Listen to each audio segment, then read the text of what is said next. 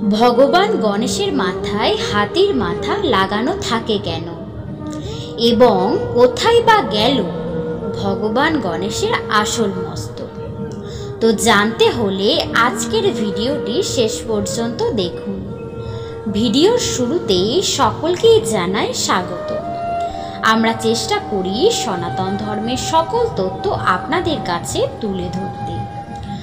শিব পুরাণে বর্ণিত কাহিনী অনুসারে একবার মাতা পার্বতী নিজের শরীরের ঘামের দ্বারা একটি ছোট্ট বালকের জন্ম দেন এবং তিনি সেই বালকের নাম রাখেন গণেশ।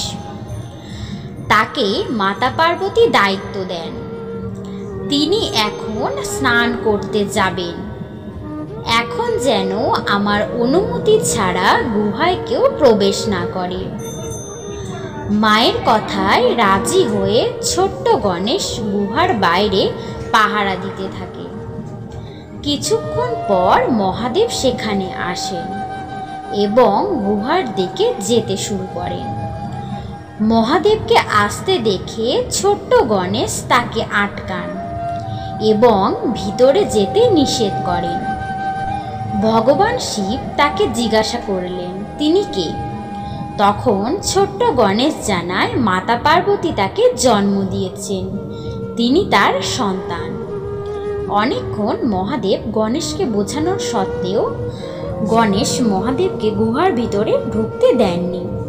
তখন মহাদেব রেগে গিয়ে তার ত্রিশূলের দ্বারা গণেশের মুন্ডু ছেদ করলেন। এই ঘটনা জানার পর মাতা পার্বতী তার দশভুজা রূপ ধারণ করে স্বর্গ মর্ত্য পাতাল সব ধ্বংস করতে উদ্যত হলেন।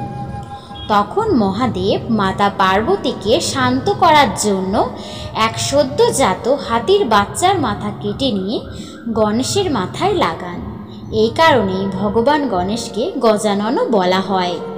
এই জন্যই ভগবান গণেশের মাথায় হাতির মাথা লাগানো থাকে। তো ভিডিওটি শেষ পর্যন্ত দেখার জন্য অসংখ্য ধন্যবাদ।